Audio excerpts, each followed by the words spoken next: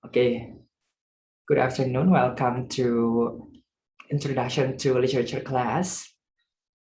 In today's meeting, our very first meeting, we're going to talk about what is literature, including the definition of literature. Jadi definisi dari sastra itu ya sangat luas sekali, tergantung kepada siapa yang mendefinisikannya gitu ya. Jadi ketika kalian ditanya gitu ya, apa sih itu sastra?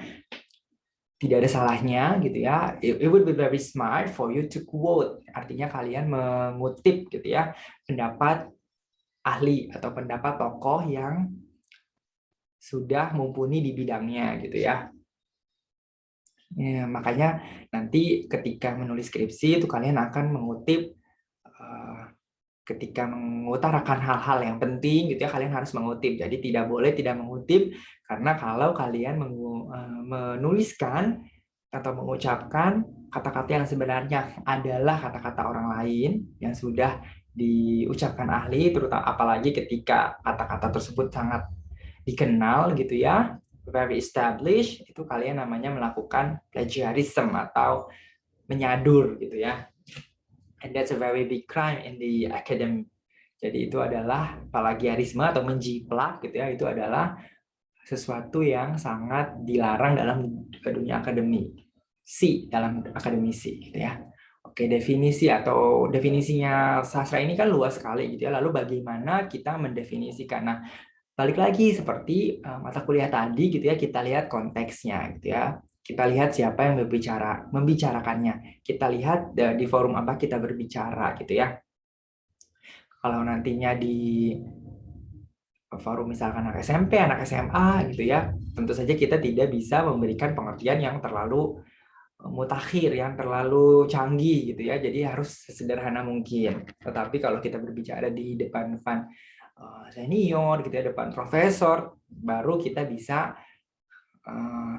menggunakan definisi-definisi yang canggih gitu ya. Nah, secara simpelnya gitu ya banyak sekali. Jadi balik lagi, karena sastra ini pengertiannya luas, jadi tergantung kepada siapa yang mendefinisikannya gitu ya. Contohnya ada salah satu filosofer dari Prancis gitu ya yang mengatakan sastra adalah belles letters, artinya tulisan yang indah. Tulisan indah itu kan sangat subjektif gitu ya. Sesuatu yang menurut saya itu puitis, cantik, romantis, belum tentu menurut kalian juga seperti itu gitu ya. Jadi sangat subjektif, tergantung orang yang mendefinisikan. Nah, dalam mendefinisikan karya sastra, tetapi kita bisa melakukan berbagai pendekatan gitu ya. Artinya definisi ini bisa kita simpulkan tergantung dari mana kita mendekati sastra gitu ya. Contohnya dengan menggunakan bentuk-bentuk sastra. Sastra sendiri gitu ya, awalnya itu bukan, mungkin kalau kalian sekarang saya tanya sastra identik dengan apa? Ada yang bisa jawab? Sastra menurut kalian identik dengan apa? Kalau kalian dengar karya sastra, itu apa? Benda apa yang muncul dalam benak kalian? Lukisan, kesenian, Kesenian, buku, tulisan, novel, karya novel. tulisan. Oke, mostly menjawab tulisan ya, tetapi sebenarnya karya sastra yang pertama kali muncul itu adalah spoken. Artinya oral literature atau sastra lisan atau dongeng gitu ya, yang cerita-cerita yang didongengkan dari generasi ke generasi gitu. Contohnya pasti masing-masing daerah punya cerita rakyat misalnya. Contohnya kalau di Jawa Barat ada Sangkuriang dan Dayang Sumbi gitu ya. Lalu kalau di Jogja ada Bandung Bondowoso, legenda Candi Prambanan gitu ya. Itu adalah sebenarnya karya sastra juga gitu. Karya sastra yang diceritakan gitu ya, disampaikan secara lisan, jadi tidak ada record, jadi tidak ada tertulis. Artinya jadi sastra itu tidak ada yang tahu penulisnya atau pengarangnya, penciptanya itu siapa gitu ya, karena sastranya sendiri diucapkan secara lisan, jadi tidak ada record, tidak ada rekaman. Jadi tulisan itu sebenarnya merupakan rekaman gitu ya. Nah, seperti yang tadi banyak kalian sebut, sastra itu identik dengan tulisan, novel, buku gitu ya. Memang itu adalah salah satu bentuk sastra yang mass produce, artinya diproduksi secara massal gitu ya pertama kali. Jadi publisher atau penerbit itu mencetak, setelah mesin cetak ditemukan gitu ya, kalau nggak salah ketika sebelum revolusi industri di Inggris, itu mesin cetak ditemukan gitu ya. Semenjak saat itu bentuk sastra yang paling diminati, yang paling digandrungi gitu ya, karena dibaca, mudah dibawa-bawa gitu ya, dan orang bisa membaca kembali, berbeda dengan spoken yang harus kita saksikan secara langsung gitu ya. Sastra tulisan ini menjadi populer gitu ya. Awalnya juga sastra populer hanya didominasi atau bisa diakses, bisa dimiliki oleh keluarga kerajaan saja gitu ya. Jadi tidak rakyat biasa itu belum punya akses ke karya sastra zaman dulu gitu ya. Tetapi dengan seiringnya zaman gitu ya, harga buku semakin murah gitu ya. Lalu juga ada library, barulah orang-orang biasa punya akses gitu ya untuk terhadap buku gitu ya. Jadi selain secara lisan, secara tulisan gitu ya, sastra kemudian juga bentuknya adalah ini, biar saya tambahkan ya, adalah sastra yang dipentaskan. Sastra yang dipentaskan, contohnya ada yang tahu tidak? Drama, betul. Teater. Benar, jadi drama atau teater. Sebenarnya kalau secara sastra sebenarnya drama itu merunut kepada genre gitu ya, genre yang percintaan yang lebay-lebay, yang hiperbola gitu ya, itu adalah drama. Tetapi sering juga memang drama disebut seperti pementasan drama gitu ya. Nah, pementasan drama dalam karya sastra itu biasanya disebut play. Salah satu penulis yang paling terkenal yang wajib semua mahasiswa sastra Inggris ketahui adalah William Shakespeare ya. Dengan karyanya salah satunya adalah Romeo and Juliet. Nah, jadi setelah sastra itu awalnya secara lisan gitu ya, disampaikan secara lisan, lalu ketika muncul mesin cetak, sastra berupa tulisan diproduksi massal gitu ya. Sastra berikutnya adalah sastra yang dipentaskan. Jadi zaman dulu, zamannya Shakespeare gitu ya, Shakespeare ini tergabung dalam grup teater yang dia ini berkeliling dari kota ke kota seperti ketoprak atau ludruk gitu ya kalau di Jawa. Jadi mereka keliling dari daerah ke daerah karena zaman dulu teater itu mengacu kepada tempat pertunjukan langsung ya. Jadi seperti Broadway kalau zaman sekarang atau West End kalau di London, dan bukan teater seperti film yang kita tonton sekarang gitu ya. Bukan seperti XX1 atau CGV ya. Lalu bentuk sastra berikutnya juga ada yang berupa grafik ya. Ini biasa kita sebut sebagai animasi ya. Jadi seperti Disney gitu ya, gambar-gambar animasi. Sebenarnya sebelum menjadi animasi bergerak itu kan gambar animasi seperti komik gitu ya. Kalau kalian familiar dengan Gareng Petruk gitu ya, itu cerita-cerita untuk anak-anak, komik gitu ya, atau di Jepang ada manga, itu adalah graphic literature sebenarnya gitu ya. Ini secara bentuk baik itu tulisan, suara, gambar atau pertunjukan gitu ya, ada dibagi menjadi 4 kurang lebih gitu ya. Nah, ini berguna ketika kalian diminta mendefinisikan sastra gitu ya, dari segi mana kita harus mendefinisikan sastra. Lalu berikutnya, sastra itu bisa panjang atau pendek. Artinya seperti puisi. Puisi itu kan misalkan ada 4 bait gitu ya. Masing-masing bait atau verses terdiri dari 4 baris. Berarti hanya ada 16 baris gitu ya. Nah, itu disebut sebagai sastra padahal pendek. 16 baris itu dalam satu kertas HVS saja masih banyak space tersisa gitu ya. Tetapi karya sependek itu pun bisa disebut sebagai karya sastra gitu ya. Itu yang pendek. Lalu juga ada cerpen, cerita pendek.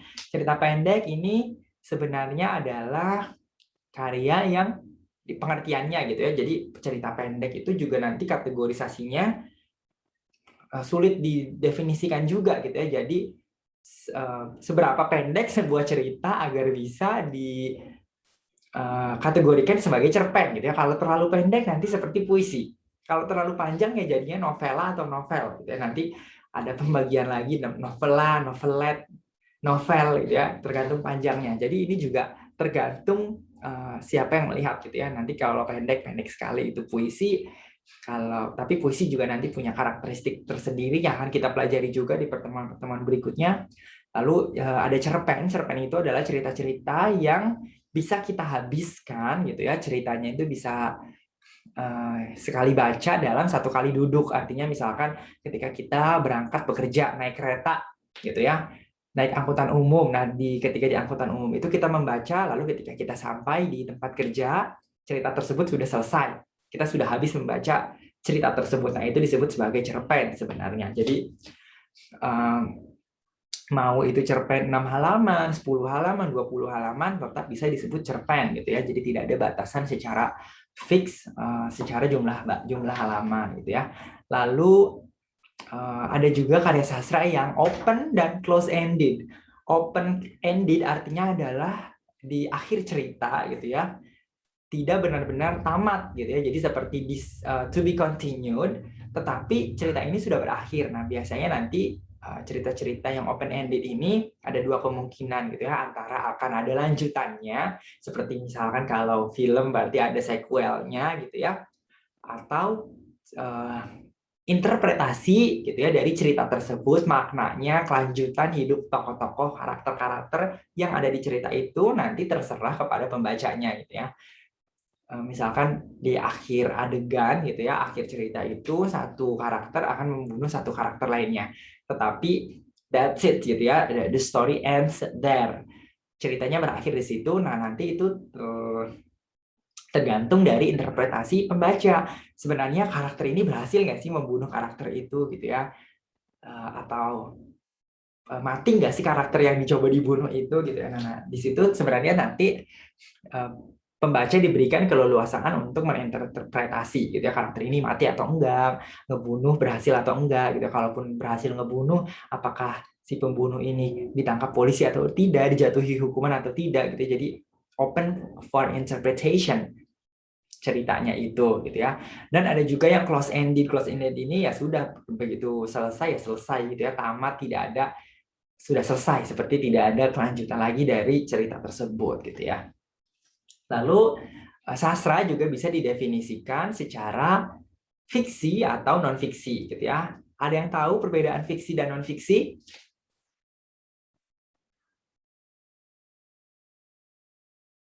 Fiksi dan non-fiksi. Ada yang bisa membedakan? Nyata sama tidak nyata. Non-fiksi lebih ke novel nggak sih? Fiksi, hayalan, non-fiksi, Nggak tahu deh, nyata. kayaknya kembali deh. Oh, Fiksi kalau yang hayalan. non-fiksi itu nyata. Fiksi lebih Kayak kepada gagasan dibuat-buat. atau hayalan Kalau atau imajinasi, sedangkan non-fiksi adalah Iya, hasil dari sebuah kenyataan yang Benar. Jadi non-fiksi adalah cerita karangan gitu ya, hayalan. Jadi yang dibuat-buat. Memang bisa sih di based on true stories bisa, tetapi tetap artinya di dalam cerita itu ada yang dilebih-lebihkan, ada exaggeration gitu ya, ada yang disensasionalisasikan gitu. Sedangkan non fiksi adalah cerita nyata gitu ya, yang tidak ada yang tidak dilebih-lebihkan atau tidak dikurang-kurangkan atau tidak ada yang dihilang-hilangkan gitu.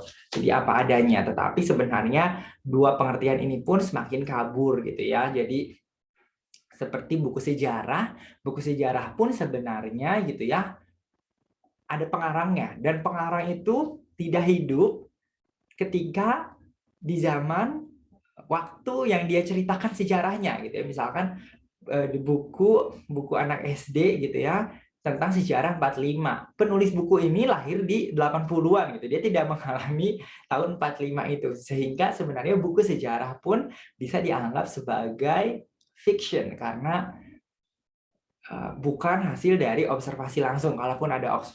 Kalaupun dari observasi langsung gitu ya, artinya di situ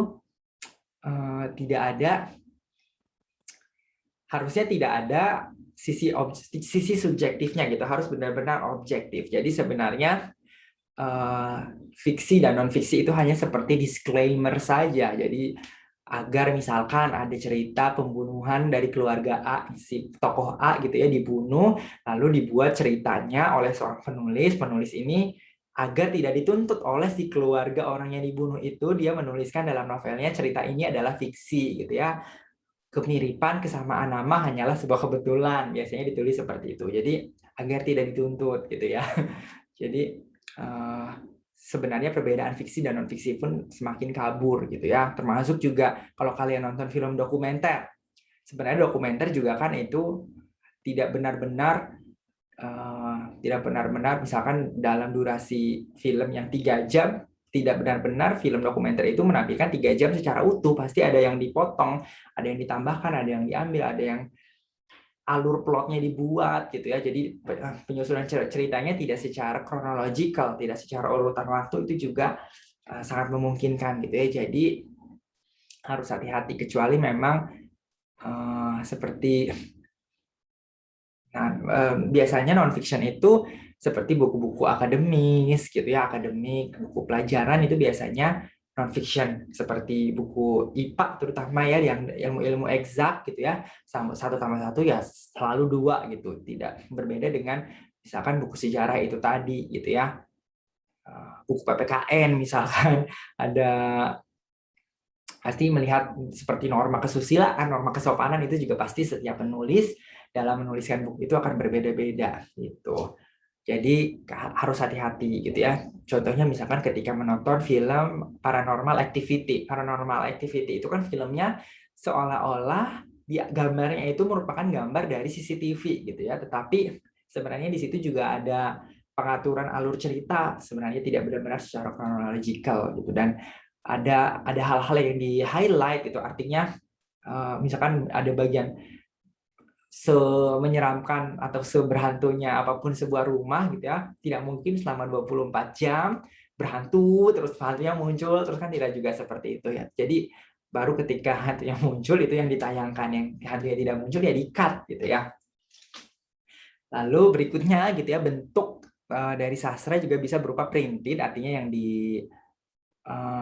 dicetak gitu ya, dan ada juga yang berupa digital. Yang berupa digital ini nanti macam-macam, termasuk juga rekaman suara gitu ya. Jadi banyak sastra lisan yang sekarang terlahir kembali gitu ya. Artinya adalah banyak buku-buku yang dijual juga audiobooknya. Jadi ketika kita ingin tahu isi cerita satu buku, kita hanya perlu mendengarkan saja, tidak perlu membaca bukunya gitu ya. Jadi ada namanya audiobook. Lalu juga banyak sastra-sastra yang diceritakan storytelling secara video, audio, visual ya, artinya jadi orang yang menceritakannya tampil atau menggunakan animasi gitu ya, itu juga bisa dianggap sebagai sastra sebenarnya. Lalu berikutnya, what makes English literature? Jadi kalian ini kan jurusan sastra Inggris gitu ya. Sebenarnya apa sih yang disebut sebagai sastra Inggris? Nanti kalau kalian mengambil skripsi, yang kalian kaji gitu ya, nantinya itu harus berupa sastra atau produk sastra Inggris gitu ya. Jadi artinya dari kebahasaan Inggris, nanti dari bidang linguistik gitu ya. Tetapi apa sih sebenarnya yang disebut sebagai sastra Inggris? Apakah sastra yang dituliskan oleh penulis dari Inggris saja atau bukan? Gitu ya. Ada yang bisa menjawab atau tidak? Apa sih yang disebut sastra Inggris? Karya sastra Inggris itu karya yang seperti apa? Ada yang bisa menjawab?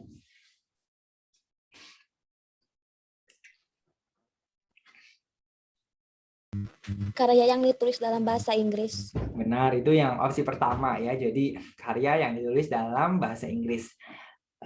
Regardless gitu ya, mau siapapun atau warga negara manapun, karya itu berasal gitu ya. Jadi selama karya itu ditulis dalam bahasa Inggris ya bisa kita kaji dalam atau sebagai objek skripsi dari mahasiswa sastra Inggris. Ada yang lain lagi?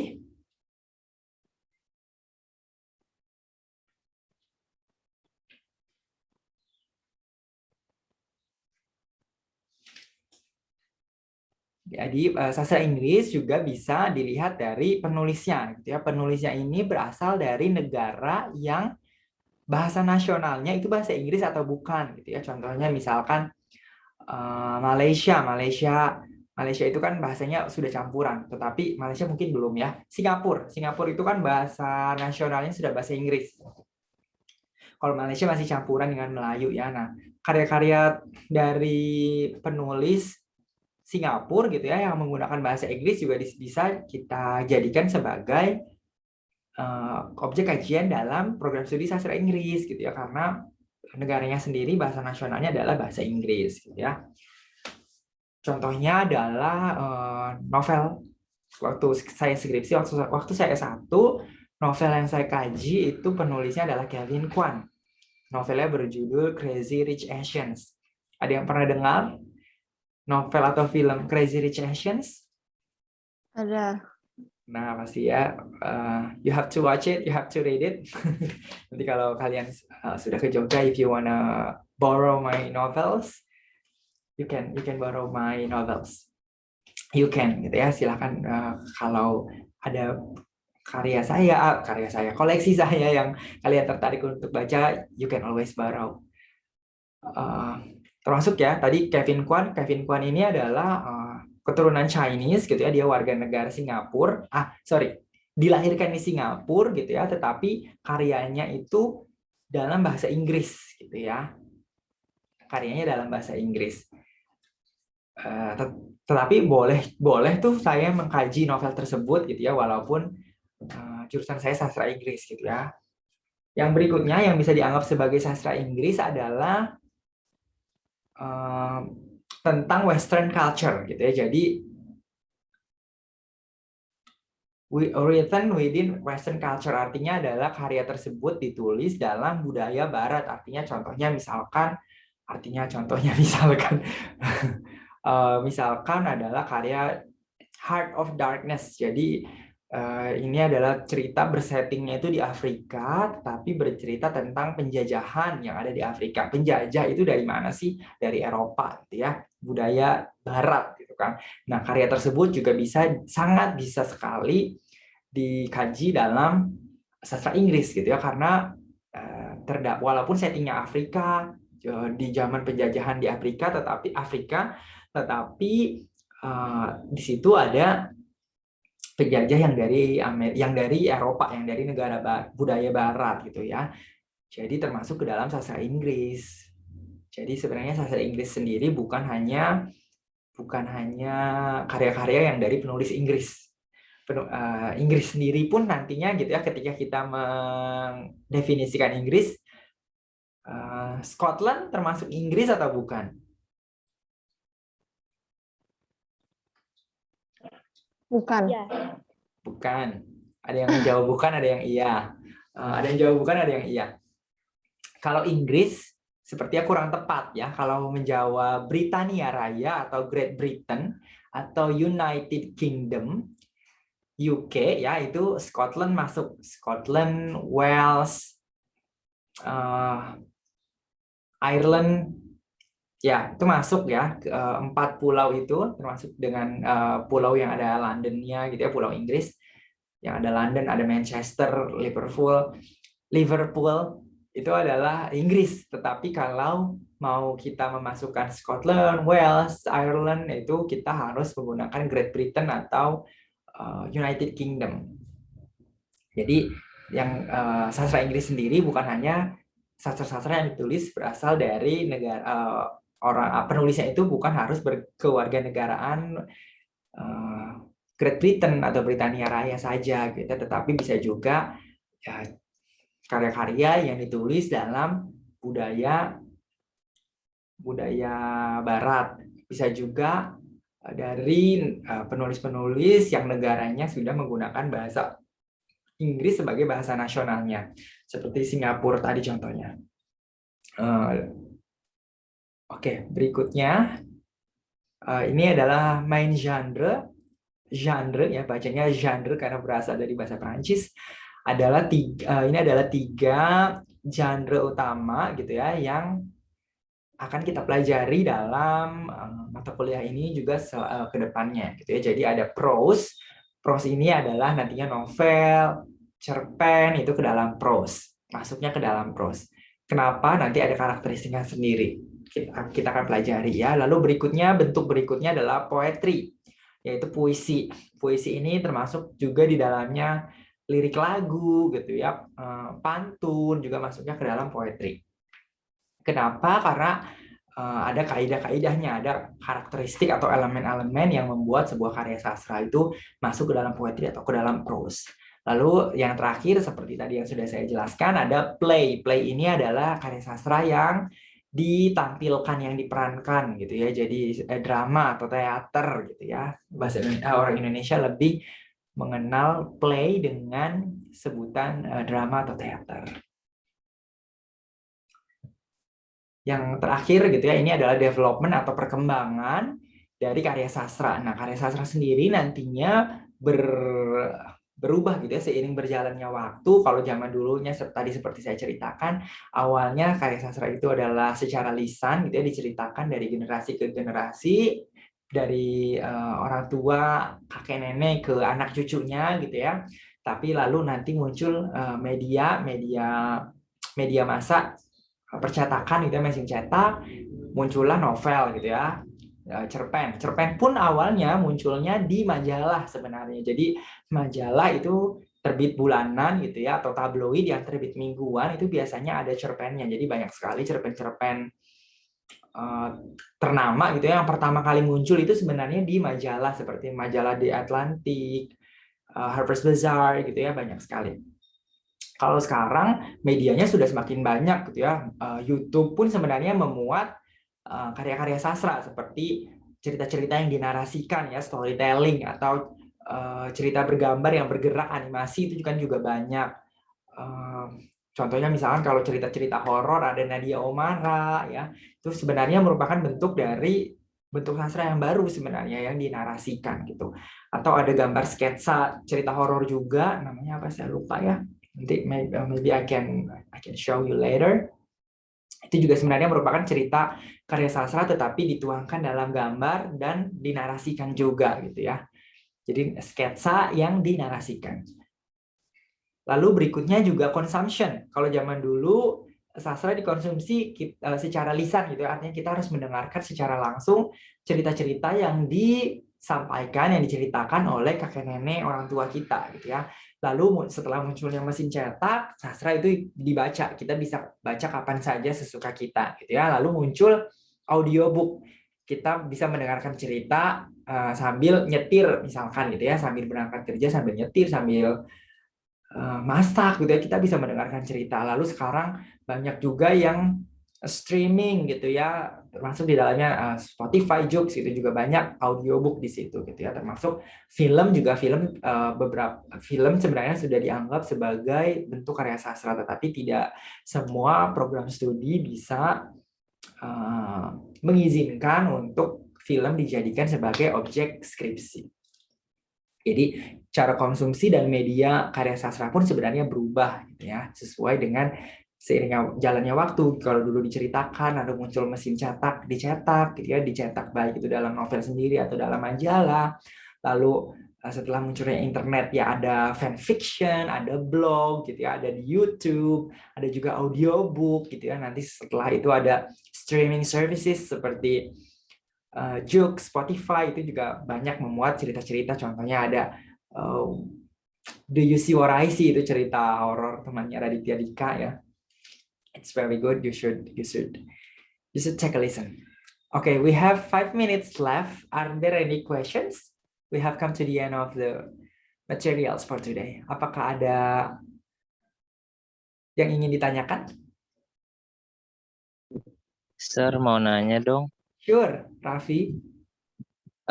Ini kan tadi apa yang sastra kan ada harus bahasa Inggris, harus dalam budaya Inggris, satu lagi harus dalam negara yang berbahasa Inggris. Itu harus wajib tiga-tiganya baru jadi sastra Inggris, atau satu aja udah cukup, Sir? Salah satu saja sudah cukup. Jadi tadi contohnya seperti bahan skripsi saya itu Crazy Rich Asians, penulisnya itu lahir di Singapura. Dia etis dari Chinese, tetapi bisa dijadikan sebagai objek penelitian skripsi dalam sastra Inggris. Jadi tidak harus tiga-tiganya, harus salah satu saja sudah bisa. Thank you for the question. thank you, Raffi. sir. Are there any other questions? You're welcome. Apakah ada pertanyaan lain?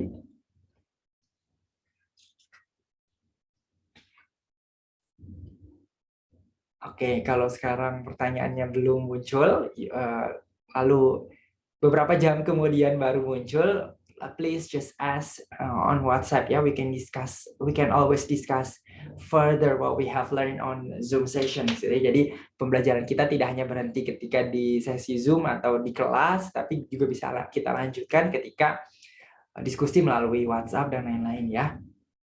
Oke. Kalau begitu, I will close this session. Thank you guys for joining. Don't forget to join our webinar tomorrow starting at 7 Indonesian Western Time ya. Jadi jangan lupa untuk besok bergabung dengan dalam webinar program studi kita bekerja sama dengan St. Paul University dari Filipina ya. Kita akan mulai dari jam 7 waktu Indonesia Barat. Oke. Thank you guys for joining. Thank you, sir. Thank you, sir. Thank you, sir. Thank you.